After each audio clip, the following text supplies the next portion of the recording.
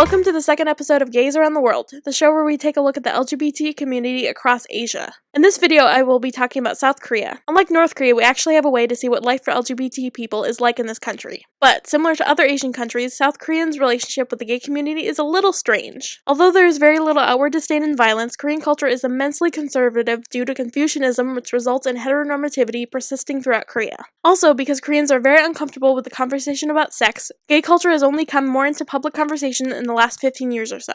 Before this, the thought running through many Koreans' minds was, there is no homosexuality in Korea. Many Koreans believe that homosexuality is a disease that foreigners carry, and the term is often used in the same breath as pedophiles and other perversions. One fact that I found amazing is that there is no word for homosexuality in Korean. It is more common for Koreans to use English words to describe the LGBT community. Gay is gay, lesbian is lesbian, and queer is queer in Korean. The new term in Korean that actually means homosexual is dongseon애자, which can be translated to same-sex lover. The more common term that gay Koreans use when referring to themselves is 일반인, which means different type person or second-class citizen. Unlike Western civilizations, there is less overt contempt for gay people and more ambivalence to their existence. Luckily in South Korea, it has never been illegal to engage in gay sex, and there even is being progress made when it comes to the acceptance of LGBT people in the country. Also, it is legal for transgender people to change their gender marker on legal documents, but it is required for the person to medically transition through surgery and hormones. In South Korea, the age of consent for straight people and gay people is equal, and it is also legal for gay men and women to donate blood. On the other hand, there are no protections for LGBT people when it comes to housing, employment, and other forms of discrimination. Lesbians are also not allowed to get in vitro fertilization treatments, and same-sex couples are not allowed to adopt children because they are not married. It is also illegal for LGBT people to serve openly in the military. I mean, it is said that they bar LGBT people from serving at all, but there have always been and will continue to be LGBT people in the military. Those in charge just don't know about it.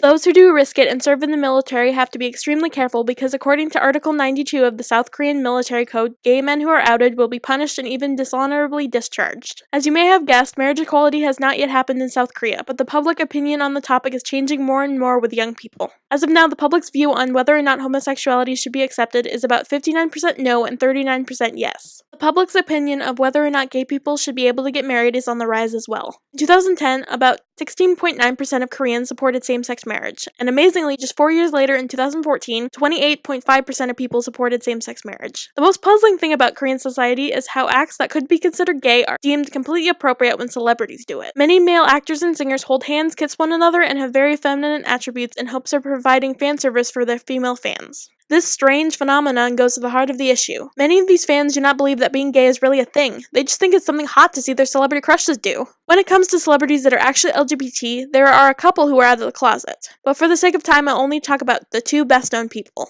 I'm also going to talk about these two in more depth because there are only a few out celebrities who are still alive. There have been several celebrities who have come out so far, but sadly, a large amount of them have taken their own lives as a result.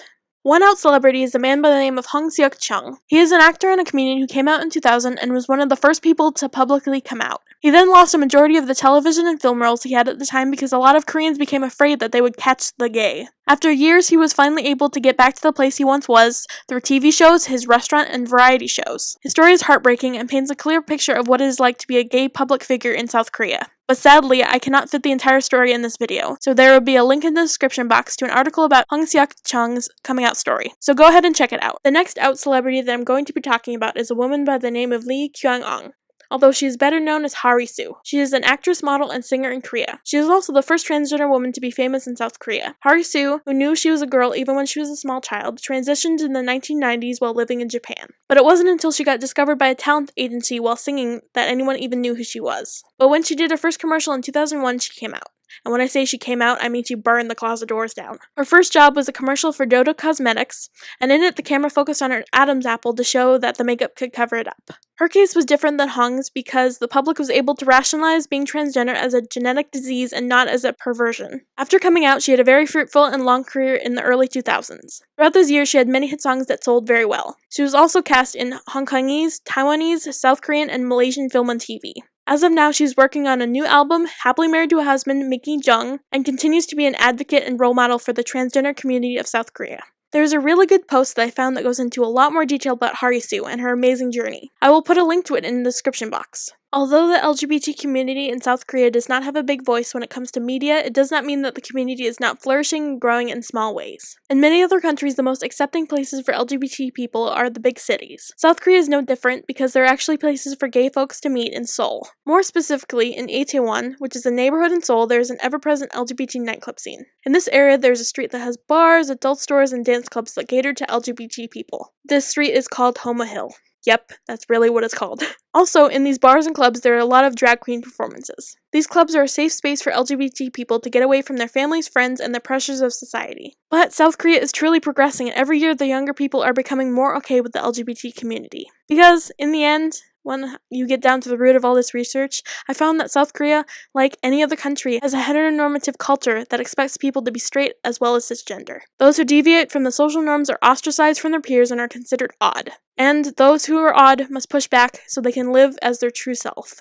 So, if you want to learn more about being LGBT in South Korea, you should check out our sources in the description box below. And make sure to subscribe to us for more videos about the LGBT community across Asia. Subscribing is free and should notify you when we upload a new video. Stick around. Just might learn something.